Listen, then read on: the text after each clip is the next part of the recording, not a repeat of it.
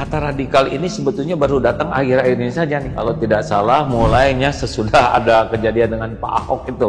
Perjalanan atau hal yang semacam ini sudah lama terjadi, bukan sekarang-sekarang saja. Dari dulu udah ada. Dari dulu sudah ada. Itu sudah sejak dulu.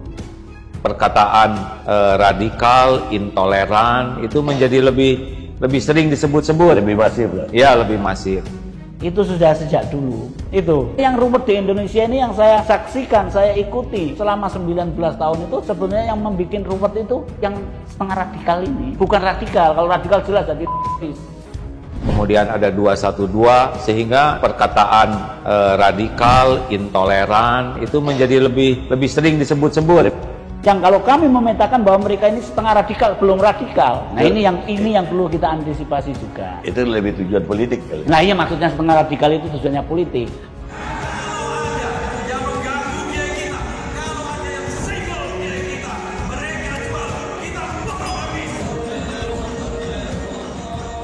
Kalau nyata umat Islam itu banyak yang seperti itu, pasti negara ini pasti udah berantakan lah, ya. Saya nyebut setengah radikal ini siapa? Mungkin nanti sampean juga termasuk setengah radikal. Setengah radikal itu apa? Bilangnya saya ini Pancasilais. NKRI harga mati tapi merongrong NKRI. Itu baru setengah radikal. Itu banyak itu. Nah, ketika ini kolaborasi dengan yang radikal, bahaya. Dan saya baca akhir-akhir ini sudah mengarah ke situ. Wah, belum pernah bertemu dengan yang seperti itu, walaupun pernah mendengar ya, tapi itu 1-2 mungkin ya. Tapi secara umum kan kita lihat Indonesia baik-baik saja. Inilah yang sering saya sampaikan, sosialisasi terhadap paham dan radikalisme itu masih kurang di Indonesia. Kekurangannya kenapa? Ya seperti itu. Ketika ada ustadz ini aja anggap baik, takmir masjid suatu tempat ngundang dia, padahal nggak tahu dia ini pemikirannya apa. Nah ini yang tidak tahu. Makanya kan selalu saya sampaikan, deradikalisasi itu bisa berhasil manakala sosialisasi ke seluruh lapisan masyarakat itu kita sampaikan. Jadi jangan sampai justru perkataan radikal dan intoleran itu dibesar-besarkan. Kalaupun radikal betulan dan memang sudah tidak usah dicap-cap juga, tinggal ambil saja. Nah itunya, makanya saya bersikeras bagaimana sosialisasi masalah itu ke semua pihak yang bisa saya jangkau. Itu supaya apa? Paham, dan saya selalu sampaikan gamblang. Jadi supaya tahu bahwa ciri-cirinya itu seperti ini loh. Ciri-cirinya itu seperti ini loh. Sampai saya seperti itu. Karena apa? Saya menginginkan sebetulnya apa yang saya sampaikan ini adalah kebaikan untuk semuanya.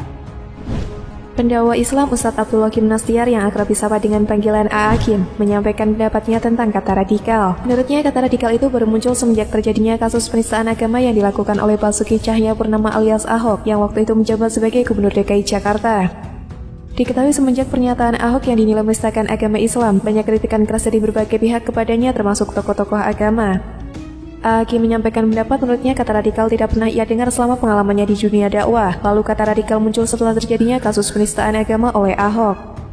Pernyataan Hakim tentang radikal dilatar belakangi oleh Karni Ilyas yang meminta pendapat Hakim terkait informasi yang beredar bahwa banyak tokoh agama Islam yang radikalis dan intoleran.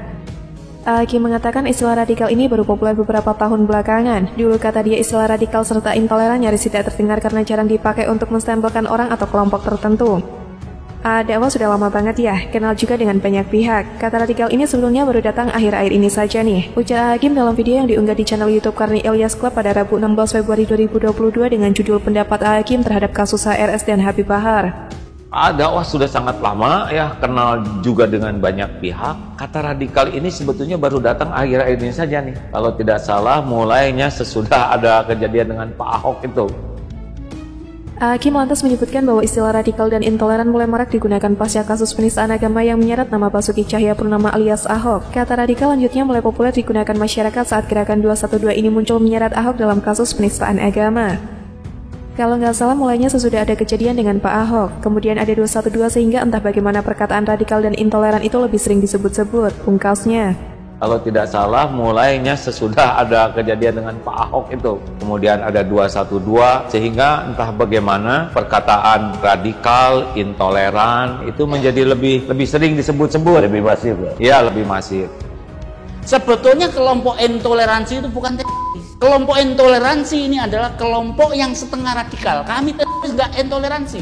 Kan kelihatan itu orang-orang ini. Nah itu. Jadi ingat bahwa kita ini harus mengantisipasi itu. Fenomena radikalisme di kalangan umat Islam seringkali disandarkan dengan paham keagamaan, sekalipun pencetus radikalisme bisa lahir dari berbagai sumber seperti ekonomi, politik, sosial, dan sebagainya. Radikalisme agama yang dilakukan oleh gerakan Islam garis keras dapat ditelusuri lebih jauh ke belakang. Gerakan ini telah muncul pada masa kemerdekaan Indonesia, bahkan dapat dikatakan sebagai akar gerakan Islam garis keras era reformasi. Gerakan yang dimaksud adalah Darul Islam atau Tentara Islam Indonesia atau DITII, dan Negara Islam Indonesia atau NII yang muncul di era 1950-an, tepatnya pada tahun 1949. Gerakan tersebut disatukan oleh visi dan misi untuk menjadikan syariat sebagai dasar negara Indonesia. Gerakan DI berhenti setelah semua pemimpinnya terbunuh pada awal tahun 1960-an. Sungguh pun demikian bukan berarti gerakan semacam ini lenyap dari Indonesia. Pada awal tahun 1970-an dan 1980-an, gerakan Islam garis keras muncul kembali, seperti Komando Jihad, Ali Imran, kasus Talang Sari oleh Warsidi, dan teror Warman di Lampung untuk mendirikan negara Islam dan semacamnya. Ali Imran alias Alik sendiri mengaku sudah memiliki pemikiran radikalisme sejak duduk di bangku kelas 5 sekolah dasar. Pria yang tergabung dalam aksi bom Bali 2002 ini terkontaminasi paham radikal dari kakak kandungnya almarhum Ali Gufron alias Muklas yang didakwa dengan hukuman mati. Dari mana pemahaman itu? Nah, kan gitu. Pemahaman ini adalah ditanamkan oleh Muklas, kakak saya, Ali Gufron asli namanya, yang pada waktu itu sekolah di Pondok Pesantren Al-Mu'min Murki milik Ustadz Abu Bakar Ba'asyir.